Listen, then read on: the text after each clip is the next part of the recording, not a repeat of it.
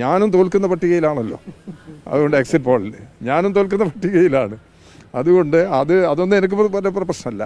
Exit poll 100% തെറ്റ് എന്നുള്ളതല്ല ഞാൻ പറയുന്നത്. എക്സിറ്റ് ഫലങ്ങൾ പ്രഖ്യാപിച്ചപ്പോൾ അത് ശരിവെക്കുന്ന എക്സിറ്റ് ഫലങ്ങളാണ് ജനവിധി UDFന് അനുകൂലമാകും എന്ന് ഞങ്ങൾ പ്രതീക്ഷിക്കുകയാണ്. മുഖ്യമന്ത്രി എന്ന രീതിയിൽ 1ാം സ്ഥാനത്ത് പിണറായി വിജയനാണെന്ന് പറഞ്ഞു. അത്രയും പറഞ്ഞു കഴിഞ്ഞാൽ വളരെ വ്യക്തമല്ലേ. ഞങ്ങൾക്ക് ഭൂരിപക്ഷം ഉണ്ടാവില്ല എന്ന് പറഞ്ഞവർ തന്നെ പറഞ്ഞത് ഞങ്ങൾക്ക് 2 വോട്ടിന്റെ അല്ലെങ്കിൽ 2 സീറ്റിന്റെ വ്യത്യാസത്തെ സംബന്ധിച്ചാണ്. ഒരു 5ഓ 8ഓ സീറ്റ് മാറുന്നൊരവസ്ഥ വന്നാൽ ഒരു സംശയവും വേണ്ട, കേരളത്തിൽ ഇടതുപക്ഷ ജനാധിപത്യ മുന്നണി വൻ ഭൂരിപക്ഷത്തോടുകൂടി തന്നെ അധികാരത്തിലേക്ക് വരും. ഹലോ, നമസ്കാരം. നമ്മളെല്ലാം ആകാംക്ഷയോടെ പ്രതീക്ഷിച്ചിരുന്ന ഈ തെരഞ്ഞെടുപ്പ് മഹോത്സവത്തിന്റെ അവസാന ലാപ്പിലെ ഒരു പ്രധാന ഘട്ടമാണ് ഇന്നലെ പിന്നിട്ടത്. എക്സിറ്റ് പോളുകളൊക്കെ ഇന്നലെ ബംഗാളിലെ ഫൈനൽ ഫേസായ ഒരു തെരഞ്ഞെടുപ്പ് ഇന്നലെ കഴിഞ്ഞതോടുകൂടി വൈകിട്ട് 6:30 മണിക്ക് പുറത്തു വന്നു കഴിഞ്ഞു. കേരളത്തിലൊരു ഭരണമാറ്റം വരാൻ പോകുന്നു എന്ന വളരെ വ്യക്തമായ സിഗ്നൽ വരെ പുറത്തു വന്ന എല്ലാ ഏജൻസികളും 11ഓളം ഏജൻസികളും കേരളത്തിലൊരു ഭരണമാറ്റം വരാൻ പോകുന്നു, UDF അധികാരത്തിലേക്ക്, LDF പുറത്തേക്ക് എന്ന സിഗ്നലാണ് തന്നിരിക്കുന്നത്. എന്നാൽ പോലും LDF ഒരു ശക്തമായ ഫൈറ്റ് കൊടുക്കുന്നുണ്ട് എന്നുള്ളതും, കാരണം ഏതാണ്ട് 60 തൊട്ട് 69 സീറ്റ് വരെ പല ഏജൻസികളും പറയുന്നുണ്ട്. പ്രമുഖമായ ഒരു ഏജൻസി മാത്രം, അതായത് ആക്സിസ് മൈ ഇന്ത്യ എന്നൊരു ഏജൻസി മാത്രമാണ് 49 തൊട്ട് 62 വരെ സീറ്റ് ഇടതുപക്ഷത്തിന് പ്രവചിച്ചിരിക്കുന്നത്. ഇതേ ഏജൻസി 2021 LDF ഏതാണ്ട് 102 വോട്ടിട്ട് 120 സീറ്റ് വരെ കിട്ടും, അധികാരത്തിലെത്തും, തിരിച്ചെത്തും, തുടർ ഭരണം ഉണ്ടാകുമെന്ന് പറഞ്ഞ ഏജൻസിയാണ്. അവരാണ് 99 സീറ്റ് നേടി അന്ന് LDF അതിനോട് അടുത്ത് പറഞ്ഞത്. ഈ മിക്കവാറും ഏറ്റവും ക്രെഡിബിലിറ്റി ഉള്ള ഏജൻസി കൂടിയാണ് ആക്സിസ് മൈ ഇന്ത്യ. ആ നിലയ്ക്ക് അതാണ് സംഭവിക്കുന്നതെങ്കിൽ LDFന് ഒരു കനത്ത പരാജയം തന്നെ ആയിരിക്കും എന്നുള്ള കാര്യത്തിൽ തർക്കമില്ല. അവരാണ് ഈ എക്സിറ്റ് പോളിൽ UDFന് ഏതാണ്ട് 78 തൊട്ട് 90 സീറ്റ് വരെ പ്രഖ്യാപിച്ചിരിക്കുന്നു. അതൊരു തരംഗമായിട്ട് തന്നെ കാണണം. കാരണം 42 സീറ്റുള്ള മുന്നണി 90 സീറ്റ് വരെ എത്തുന്നു എന്ന് പറഞ്ഞാൽ ഡബിൾ ആക്കുന്നു എന്നുള്ളത് കാണണം. 99 ഒരു സീറ്റ് 49ലേക്ക് വരുന്നു ഭരണകക്ഷി എന്ന് പറഞ്ഞാൽ അത് തീർച്ചയായിട്ടും ഒരു തരംഗത്തിന്റെ ലക്ഷണം തന്നെയാണ്. പ്രേക്ഷകർ ശ്രദ്ധിച്ചോ എന്നറിയില്ല, TP രാമകൃഷ്ണന്റെ ആ മുഖഭാവവും ബോഡി ലാംഗ്വേജും ആ സംഭാഷണ ശൈലിയൊക്കെ ശ്രദ്ധിച്ചാൽ ഏറെക്കുറെ ഈ ഒരു എക്സിറ്റ് പോൾ റിസൾട്ടിനെ അദ്ദേഹം ഉൾക്കൊള്ളുന്നതായിട്ട് നമുക്ക് തോന്നും. പുറത്തേക്ക് അങ്ങനെ വാചകങ്ങളിലൊന്നും പറയുന്നില്ലെങ്കിലും ഈ എക്സിറ്റ് പോളിനെ തള്ളിക്കളയുന്നില്ല, ശരിയല്ല മുഴുവനും എന്ന വാചകം അദ്ദേഹം പറയുമ്പോൾ ഏറെക്കുറെ ഇത് ശരിയാകും എന്നാണ് അദ്ദേഹം സൂചിപ്പിക്കുന്നത്. ഒരു പക്ഷേ 69 സീറ്റൊക്കെ LDFന് പ്രവചിക്കുന്ന ചില ഏജൻസികളൊക്കെ ഉണ്ടായതുകൊണ്ട് 69 സീറ്റ് LDFന് കിട്ടിക്കഴിഞ്ഞാൽ കേവല ഭൂരിപക്ഷം കിട്ടാൻ വേണ്ടിയിട്ട് ഒരു 5ഓ 6ഓ സീറ്റും കൂടെ കിട്ടിക്കഴിഞ്ഞാൽ വ്യക്തമായ കേവല ഭൂരിപക്ഷത്തിലേക്ക് LDF വരും. അങ്ങനെ സംഭവിക്കും എന്നുള്ള പ്രതീക്ഷയാണോ ഒരു കണക്കുകൂട്ടൽ, അത് വെച്ചാണോ അദ്ദേഹം ഇത് പറഞ്ഞതെന്നറിയില്ല. എന്തായാലും ഈ സർക്കാരിനെതിരെ എനിക്ക് തോന്നുന്നു ഒരു ഭരണവിരുദ്ധ വികാരം വലിയ തോതിൽ ഈ തെരഞ്ഞെടുപ്പ് വേളയിലൊന്നും പ്രകടമായിരുന്നില്ല എന്നുള്ളതാണ് നിരീക്ഷണം.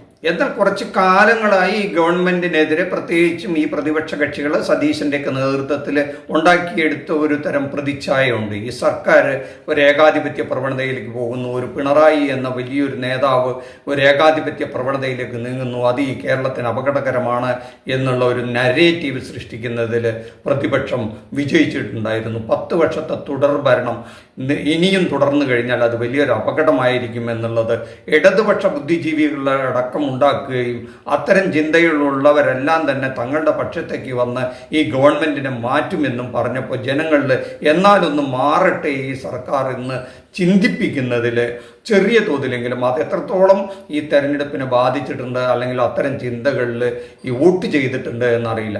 എന്ന് മാത്രമല്ല ന്യൂനപക്ഷങ്ങളുടെ ഇടയിൽ വലിയ തോതിലുള്ള ഒരു ഏകീകരണത്തിന് വളരെ കാലേ കൂട്ടി UDF പ്രതിപക്ഷം വളരെ ശ്രദ്ധ ചെലുത്തിയിരുന്നു.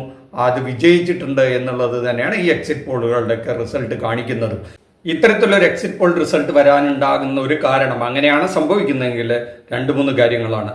മുസ്ലിം ന്യൂനപക്ഷങ്ങൾ, ക്രിസ്തീയ ന്യൂനപക്ഷങ്ങളെല്ലാം കഴിഞ്ഞ തവണ ഇടതുപക്ഷത്തിനോടൊപ്പം കുറച്ചു കാലങ്ങളായി നിന്നിരുന്നവരെല്ലാം തിരികെ പോയിരിക്കുന്നു എന്നുള്ളത് വളരെ വ്യക്തമായി നമ്മൾ ഇതിന്ന് വായിച്ചെടുക്കാമെന്ന് തോന്നുന്നു. ഒരു കാലത്ത് ഇടതുപക്ഷത്തിനോടൊപ്പം വന്നിരുന്ന ന്യൂനപക്ഷങ്ങളെല്ലാം തിരിച്ച് UDFന്റെ പക്ഷത്തേക്ക് പോകാനുണ്ടായ ഒരു പ്രധാന കാരണം വെള്ളാപ്പള്ളി നടേശൻ ഈ മുസ്ലിം ലീഗിനെ പറ്റി അല്ലെങ്കിൽ മലപ്പുറത്തെ പറ്റിയൊക്കെ സംസാരിച്ച ഒരു അഭിപ്രായത്തിൽ നിന്നാണ്. അതിന് ഇടതുപക്ഷം ഒരു വ്യക്തമായ സ്റ്റാൻഡ് എടുക്കാതെ ഒഴിഞ്ഞു മാറി എന്ന് മാത്രമല്ല, ശബരിമല അയ്യപ്പ സംഗമമൊക്കെ ആയിട്ട് പിണറായി വിജയൻ വെള്ളാപ്പള്ളി നടേശനൊക്കെ കാറ് കയറ്റിക്കൊണ്ടുപോയതൊക്കെ ഒരു വിവാദമാക്കാനായിട്ട് UDF നടത്തിയ ശ്രമങ്ങളൊക്കെ വിജയിച്ചിട്ടുണ്ട്. അത് ജനങ്ങളിലൊക്കെ അവമതിപ്പുണ്ടായി എന്നുള്ളത് കാണാം.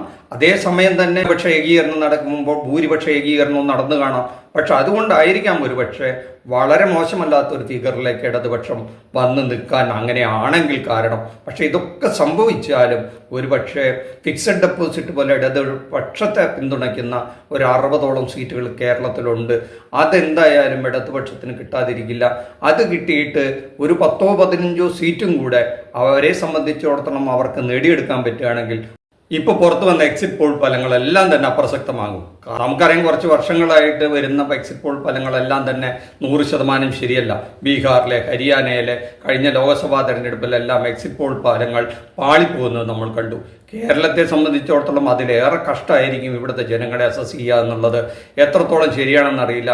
ഇപ്പോൾ ഇവിടെ തെരഞ്ഞെടുപ്പ് കാലഘട്ടത്തിൽ LDFന് നേരിയ മുൻകൈ എന്ന് പറഞ്ഞ അതേ ഏജൻസികളാണ് ഇപ്പോൾ UDFന് നേരിയ മുൻകൈ എക്സിറ്റ് പോൾ വോട്ടെടുപ്പിന് ശേഷം പറഞ്ഞിരിക്കുന്നത്. ഈ സർവേയുടെയൊക്കെ ഒരു സയന്റിഫിക് അപ്രോച്ച് എന്താണെന്ന് അറിയില്ല. നേരത്തെ സംസാരിച്ച അതേ മനുഷ്യരോട് വീണ്ടും സംസാരിക്കുമ്പോൾ അവർ അഭിപ്രായം മാറ്റി പറഞ്ഞതാണോ ഒരാഴ്ച കൊണ്ട് അല്ലെങ്കിൽ 2 ദിവസം കഴിഞ്ഞപ്പോൾ എന്നൊന്നും നമുക്കറിയില്ല. നമ്മൾ പ്രീ പോൾ സർവേ നടത്തിയപ്പോൾ മിക്കവാറും ഏജൻസികൾ LDFനാണ് നേരിയ മുൻകൈ എന്നാണ് പറഞ്ഞിരുന്നത്. പക്ഷേ 2 ദിവസം കഴിഞ്ഞ് വോട്ടെടുപ്പൊക്കെ കഴിഞ്ഞപ്പോൾ എക്സിറ്റ് പോൾ പറയുന്നത് ഇപ്പോൾ UDFനാണ് മേൽക്കൈ എന്നാണ് പറയുന്നത്. 2 ദിവസം കഴിയുമ്പോൾ നമുക്ക് നിജസ്ഥിതി മനസ്സിലാക്കാം. പക്ഷെ ഒരു വസ്തുതയുണ്ട്, ഈ കഴിഞ്ഞ 1ാം പിണറായി സർക്കാരും 2ാം പിണറായി സർക്കാരും തമ്മിൽ അജഗജാന്തരം വ്യത്യാസം ഉണ്ടായിരുന്നു എന്നുള്ള കാര്യത്തിൽ തർക്കമില്ല. 1ാം പിണറായി സർക്കാരിന്റെ കാലത്ത് പാർട്ടിക്ക് ഒരു പിടിയുണ്ടായിരുന്നെങ്കിൽ 2ാം പിണറായി സർക്കാരിന്റെ കാലത്ത് അത്തരത്തിലായിരുന്നില്ല. ഒരു ഉദ്യോഗസ്ഥ വൃന്ദമാണ് അവിടെ ഭരിച്ചിരുന്നത് എന്നുള്ള കാര്യത്തിൽ ഒരു സംശയമാണ് പറയുന്നത്. അതിൻ്റെ ഒരു ലക്ഷണമാണ് ഇന്ന് പ്രമുഖരായ 2 IAS ഉദ്യോഗസ്ഥർ വന്ന് പിണറായി വിജയനെ വ്യക്തിപരമായും ആ ഗവൺമെന്റിനെതിരായിട്ടും വലിയ ആക്ഷേപങ്ങൾ ഉന്നയിക്കുന്നത് നമ്മൾ കണ്ടത്. എന്ന് മാത്രമല്ല, 10 വർഷത്തെ തുടർച്ചയായ ഭരണം കൊണ്ട് ഒരുപക്ഷെ ഇനി തങ്ങളെ തോൽപ്പിക്കാൻ ആരുമില്ല എന്നുള്ളൊരു ചിന്താഗതി ഒരുപക്ഷെ പാർട്ടിയുടെ ചില നേതാക്കൾക്കെങ്കിലും ഉണ്ടായിട്ടുണ്ടോ, അവരൊക്കെ ചില പ്രമുഖ സ്ഥാനങ്ങളിൽ ഇരുന്നു കൊണ്ട് ജനങ്ങളെ വെറുപ്പിച്ചിട്ടുണ്ടോ എന്നതുകൂടെ നമ്മൾ ചിന്തിക്കേണ്ടതുണ്ട്. അത് ആ പാർട്ടിയാണ് വിലയിരുത്തേണ്ടത്. തെരഞ്ഞെടുപ്പിൻ്റെ ഫലം എന്ത് തന്നെയാകട്ടെ, തുടർ ഭരണമോ അല്ലെങ്കിൽ ഭരണമാറ്റമോ ആകട്ടെ, ഭരണമാറ്റം വരികയാണെങ്കിൽ ആ ഭരണം മാറി വരുന്ന പാർട്ടികൾക്കും കൂടെ ഇതൊരു പാഠമാകണം. അല്ല, ഇനി നേരിയ ഭൂരിപക്ഷത്തിന് ഭരണ തുടർച്ചയാണെങ്കിൽ ഇതൊരു ഷോക്ക് ട്രീറ്റ്മെന്റ് ആണ് ജനങ്ങളുടെ എന്ന് മനസ്സിലാക്കിക്കൊണ്ട് അത് തിരുത്താനുള്ള ബാധ്യതയും ഇടതുപക്ഷം കാണിക്കേണ്ടതുണ്ട് എന്നുള്ള കാര്യത്തിൽ തർക്കമില്ല. നമ്മുടെ പ്രേക്ഷകർക്ക് എന്താണ് തോന്നുന്നതെങ്കിൽ അത് കമന്റ് ബോക്സിൽ ഇടുക. നന്ദി, നമസ്കാരം. മറ്റൊരു വിഷയവുമായി മറ്റൊരു എപ്പിസോഡിൽ കാണുന്നവരെ താങ്ക് യു.